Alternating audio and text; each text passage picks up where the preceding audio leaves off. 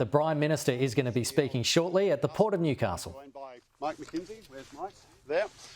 Mike is Divisional Director at the Macquarie Group and our partner in this project. Thank you all for coming today.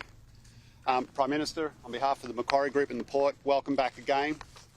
The last time the PM was here, we showed him our plans for a container terminal, which is a key diversification strategy of ours. Today, we're very happy to show him the other diversification plan that we have, which is clean energy. The Macquarie Group and the Port of Newcastle have come together to do a step change for the region of the Hunter, which is to prepare us for the low carbon economy. We are the world's largest exporting coal port, so we know that diversification is not a nice to have, it's a must do, and we are confident we can achieve this. We are already a leading global port in energy. We have the supply chains, we have the customers, we have the markets. So it makes sense for us to make this play. We believe our diversification strategy is entirely consistent with the Prime Minister and Government's net zero plan. It's about supporting existing jobs and businesses while seizing the opportunities that the new carbon economy or the low emission economy creates. And Prime Minister, with your support for these life-changing projects, we are sure that the port will be able to assist in creating the jobs and businesses that secure the future of the Hunter. Thank you, PM. Well, thank you. Thank you, Craig, and thank you, Mike, and all the partners on the important announcement we're making today. And I'll introduce Nell and Brooke in just a moment. Australia's economic recovery coming out of the COVID-19 pandemic and recession is well underway. The Australian economy is powering out of this pandemic in a way that few countries are around the world. We know that we've had one of the lowest rates of fatality of COVID of any country in the world. We also know now, with the New South Wales about to tip over 90% double-dose vaccination, the country over 80%, that we'll have one of the most vaccinated populations anywhere in the world. And most importantly, our economy is the economy around the world, one of the most advanced developed economies in the world that is powering its way out of this COVID pandemic. We're seeing that with our businesses, some $150 billion on their balance sheets. We're seeing the insolvencies that are down. We're seeing businesses taking up the new opportunities. And that is critically true here in the Hunter. And the partnership that is being brought together here in the Hunter is incredibly exciting. The Hunter has gone through its fair share of changes over my lifetime.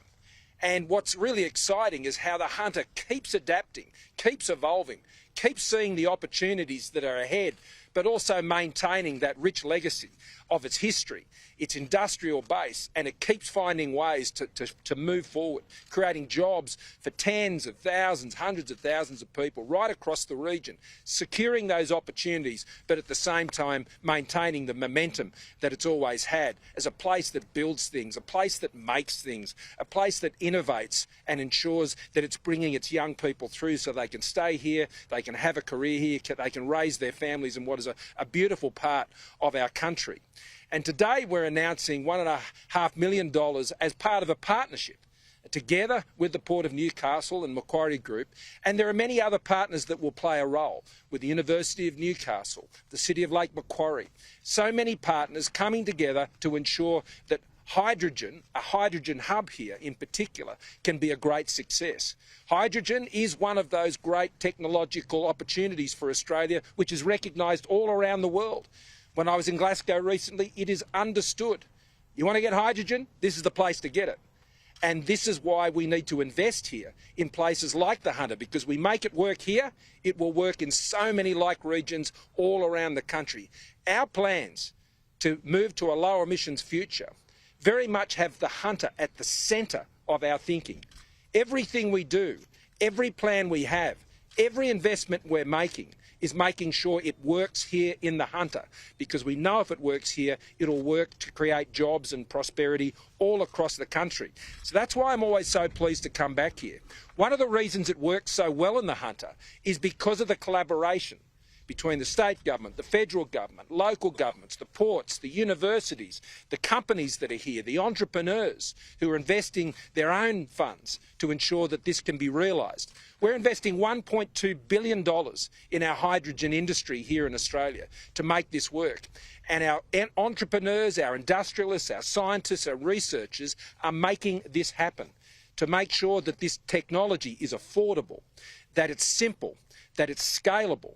And, you know, we get that right here, Australia will be able to export this to the rest of the world. So this is a huge opportunity. A 40 megawatt electrolyser, 4 times the size of things currently under contemplation here in Australia. And that will go up to 1,000 megawatts. And that will mean that right here in the Port of Newcastle, the world will be able to plug in to Australia's hydrogen industry well into the future. And when you plug that in, you're plugging the Hunter into jobs well into the future. So it is a very exciting plan. It is a very exciting future here for the Hunter. It sits absolutely perfect within our lower emissions technology plan to take Australia forward and to power up Australia's recovery out of the COVID pandemic. So I'm very pleased to be here to be announcing that today. The Renewable Energy Agency ARENA is the vehicle through which we're making these investments, through which we're making so many other investments. $20 billion together with the CEFC, the Clean Energy Finance Corporation, together with a Renewable Energy Agency, pumping into the new technologies, whether it's hydrogen, carbon capture and storage, low-cost soil carbon measurement, green steel and aluminium, all of these important technology targets that we will meet and drive our economy forward.